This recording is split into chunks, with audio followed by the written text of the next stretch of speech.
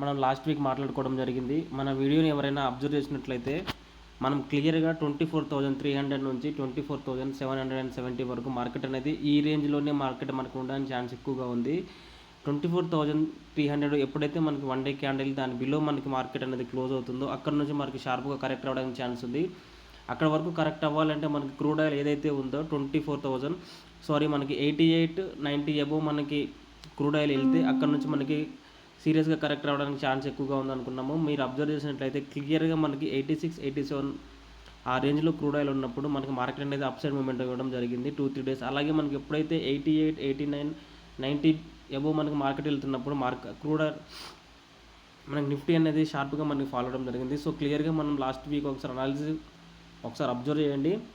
మనం క్లియర్గా crude oil గురించి, రూపీ గురించి, అలాగే యూఎస్ బాండ్ ఈల్డ్స్ గురించి, ఫెడ్ రేట్ కట్ గురించి చాలా క్లియర్గా మాట్లాడుకోవడం జరిగింది.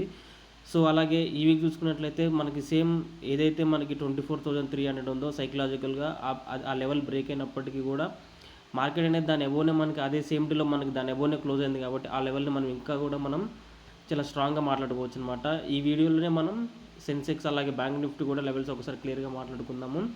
సో అలాగే మనం క్రూడ్ ఆయిల్ చూసుకున్నట్లయితే 88 అబోవ్ మనకి ఇప్పుడు 86, 87 ఆ రేంజ్లో మనకి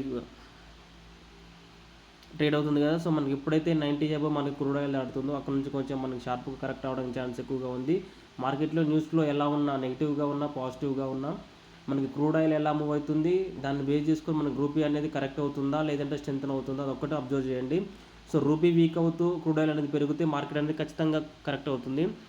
న్యూస్ ఎంత నెగిటివ్గా ఉన్నప్పటికీ క్రూడ్ ఆయిల్ అనేది స్టేబుల్గా ఉన్నా, రూపీ అనేది స్ట్రెంత్ అయినా లేదా స్ట్రెంత్ అవ్వకపోయినా అక్కడే మనకి స్టేబుల్గా ఉన్నప్పటికీ మార్కెట్ అనేది మనకి కన్సల్టేట్ అవుతుంది, ఐదర్ అప్ సైడ్ మూమెంట్ ఇస్తుంది అనమాట. ఎందుకంటే మనకి రిజల్ట్స్ కానీ, రిలయన్స్ కానీ రీసెంట్గా మంచిగా పర్ఫామ్ చేస్తుంది, ఐటీ సెక్టర్ కానీ, బ్యాంకింగ్ సెక్టర్లో ఎఫ్సిఎన్ఆర్ అనేది మనకి న్యూస్ వల్ల కానీ అలాగే మనకి మంచి న్యూస్ అనేది మార్కెట్లో ఫ్లో అవుతుంది కాబట్టి మనకి ఎప్పుడైతే ఈ వార్ ఇంటెన్సిటీ తగ్గుతుందో మార్కెట్ అనేది డెఫినెట్గా అప్ సైడ్ మూమెంట్ ఇవ్వడానికి ఛాన్స్ ఎక్కువగా ఉంటుంది. ఎప్పుడైతే 24,774 ఉంది కదా ఈ లెవెల్ ఎప్పుడైతే మార్కెట్ ఈ 2-3 డేస్లో కానీ నెక్స్ట్ వీక్లో ఎప్పుడు ఈ మార్కెట్ అనేది ఈ లెవెల్ని కనుక క్లోజ్ చేస్తే వన్ డే క్యాండిల్ దాని అబోవ్ ఎప్పుడైతే మార్కెట్ దాన్ని టచ్ అవుతుందో అంటే బ్రేక్ చేస్తుందో అక్కడ నుంచి అనేది మార్కెట్ అనేది డెఫినెట్గా ఆల్ టైమ్ హై వెళ్ళడానికి ఛాన్స్ అనేది చాలా ఎక్కువగా ఉందన్నమాట. సో ఆ లెవెల్ వరకు వచ్చిన తర్వాత అక్కడ నుంచి కూడా మార్కెట్ అనేది రివర్స్ అవ్వడానికి కూడా హ్యూజ్గా ఛాన్స్ ఎక్కువగా ఉంది. 200 డేస్ మూవింగ్ యావరేజ్ కానీ అక్కడే ఉందన్నమాట. సో మనకి అది ఆ 200 డే మూవింగ్ యావరేజ్ అనేది దాటాలి అంటే మార్కెట్లో మనకి టెక్నికల్గా చాలా స్ట్రెంత్ ఉంటే తప్ప అది మార్కెట్ అనేది మనకి క్రాస్ అవ్వడం జరగదన్నమాట. సో ఎప్పుడు అది క్రాస్ అవుతుందో మార్కెట్ అనేది డెఫినెట్గా ర్యాలీ చేస్తుంది అనమాట. సో నెక్స్ట్ వీక్ చూసుకున్నట్లయితే మనకి ఈ లెవెల్స్ అన్నీ ఉన్నాయి కదా, ఈ చిన్న చిన్న లెవెల్స్ అన్ని ఇగ్నోర్ చేయండి. సో మరి మీకు ఏదైతే ఈ బ్లాక్ కలర్లో ఉన్నాయి కదా ఆ లెవెల్ మీరు చార్ట్ పైన డ్రా చేసుకోండి. మన లెవెల్స్కి మార్కెట్ అనేది డెఫినెట్గా రెస్పెక్ట్ చేస్తుంది. నచ్చితే ఖచ్చితంగా లైక్ చేయండి, అలాగే సబ్స్క్రైబ్ చేసి ఫాలో చేయండి. సో మార్కెట్ అనేది మనకి నిఫ్టీలో మనం ఒకసారి లెవెల్స్ మాట్లాడుకుందాము. మనకి 24,300 లెవెల్ ఒకసారి డ్రా చేసుకోండి. నేను చెప్తుంటా అవి డ్రా చేసుకోండి. 24,300 అనేది మనకి సైకలాజికల్గా చాలా వెరీ సపోర్ట్ అనమాట. అక్కడ నుంచి మార్కెట్ అనేది ఖచ్చితంగా డెఫినెట్గా అప్ సైడ్ మూమెంట్ ఇవ్వడానికి ఛాన్స్ ఎక్కువగా ఉంటుంది. సో ఆ లెవెల్ బ్రేక్ అయితే ఆటోమేటిక్గా అక్కడ నుంచి కూడా కరెక్ట్ అవ్వడానికి ఛాన్స్ ఉంటుంది. సో నెక్స్ట్ వీక్ మనకి మార్కెట్ న్యూస్ ఎలా ఉంటుంది, టెక్నికల్గా ఎలా బిహేవ్ చేస్తుందో తెలియదు కాబట్టి ఈ లెవెల్లో ఎప్పుడైనా బ్రేక్ అయ్యి మార్కెట్ కిందకు వస్తుంటే నెగిటివ్ న్యూస్ వల్ల గుర్తుపెట్టుకోండి. నెక్స్ట్ వెరీ స్ట్రాంగ్ సపోర్ట్ వచ్చేసి 24,022 అనమాట. ఈ లెవెల్ చాలా మనకి మేజర్ సపోర్ట్ అనమాట. సో మనకి మ్యాక్సిమం 24,000 నుంచి మనకి మార్కెట్లో కాంట్రాక్ట్స్ కానీ అక్కడ బిల్డ్ అయిపోయి ఎక్కువగా ఉన్నాయి. అలాగే మనకి సైకలాజికల్గా కూడా మనకి ఆ రెసిస్టెన్స్ అనేది ఇంతకుముందు చాలా ఎక్కువ యాక్ట్ చేసింది కాబట్టి మనకి బిఫోర్ మనకి కిందకి వస్తున్నప్పుడు కూడా ఈ లెవెల్ అనేది మనకి సపోర్ట్గా యాక్ట్ చేయడానికి ఛాన్స్ ఎక్కువగా ఉంటుంది అనమాట. 24,022. అలాగే మనం పైకి వెళ్తున్నప్పుడు మీరు అబ్జర్వ్ చేస్తే 24,495 మనకి 24,500 వరకు మార్కెట్ ఎప్పుడు వచ్చినా కూడా అక్కడ నుంచి కరెక్ట్ అవుతుందన్నమాట. సో అది మనకి సైకలాజికల్గా 24,495 కూడా మంచి సపోర్ట్ అంటే రెసిస్టెన్స్ అనమాట. సో అది క్రాస్ చేస్తే మనకి 24,774 వరకు మార్కెట్ వెళ్ళడానికి ఛాన్స్ ఉంటుంది. సో ఈ లెవెల్ అనమాట మేజర్ రెసిస్టెన్స్ అనమాట. ఎప్పుడైతే మార్కెట్ ఈ లెవెల్ క్రాస్ చేస్తుందో అక్కడ నుంచి మన మైండ్ సెట్ని టోటల్గా చేంజ్ చేసుకోవచ్చు అనమాట. మనం అక్కడ నుంచి మార్కెట్ అనేది అప్ సైడ్ మూమెంట్ ఇస్తుంది. అంటే బులిష్ ర్యాలీ అనేది మనకి స్టార్ట్ అవ్వడానికి ఛాన్స్ ఎక్కువగా ఉంటుందన్నమాట.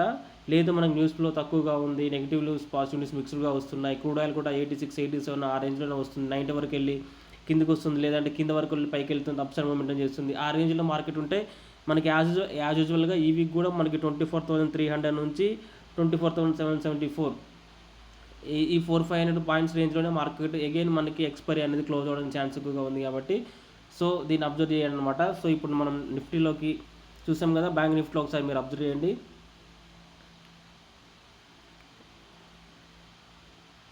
ఓకే, బ్యాంక్ నిఫ్టీలో కొంచెం క్లియర్గా ఉంటుందండి. నిఫ్టీలో వచ్చేసి మనకి ఇంట్రాడే లెవెల్స్ కానీ, నేను చార్ట్ పైన మూవింగ్ యావరేజ్ అన్ని నేను అక్కడ పెట్టుకుంటాను అనమాట. మనకి 20-day మూవింగ్ యావరేజ్ కానీ, 100-day మూవింగ్ యావరేజ్ కానీ, ఎక్స్పోనెన్షియల్ మూవింగ్ యావరేజ్ ఇవన్నీ పెట్టుకుంటాను అనమాట.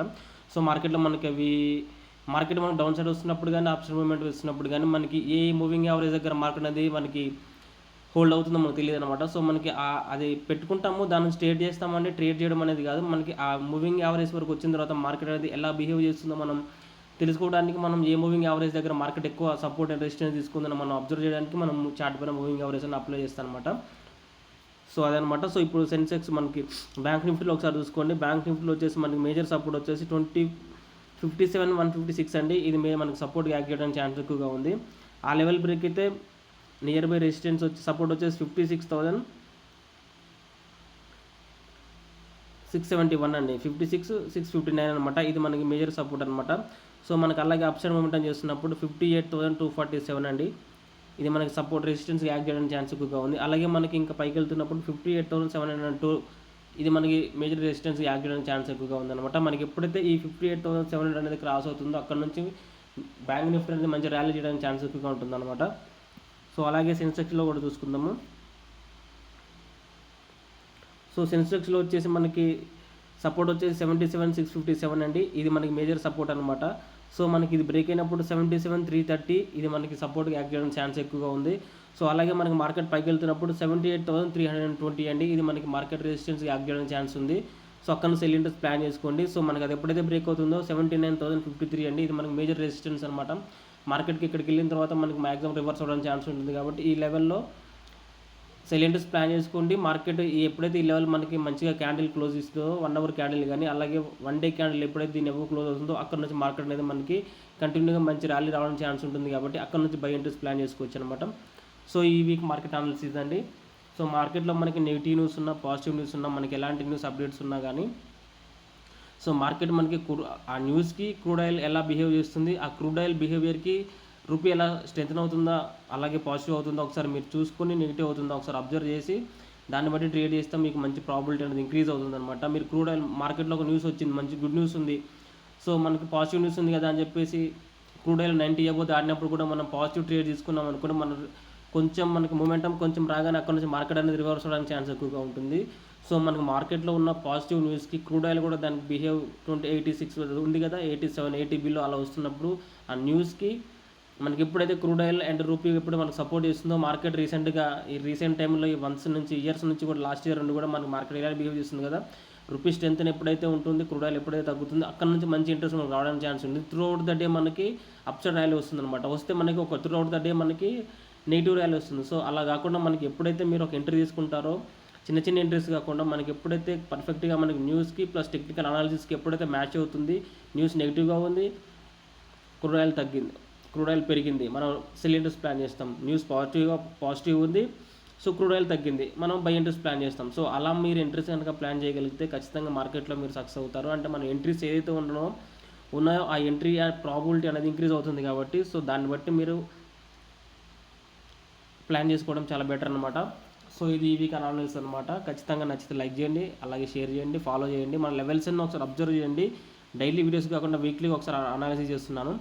సో ఖచ్చితంగా లెవెల్స్ అబ్జర్వ్ చేయండి, నచ్చితే డెఫినెట్గా ఫాలో చేయండి, లైక్ చేయండి. థ్యాంక్ యూ అండి.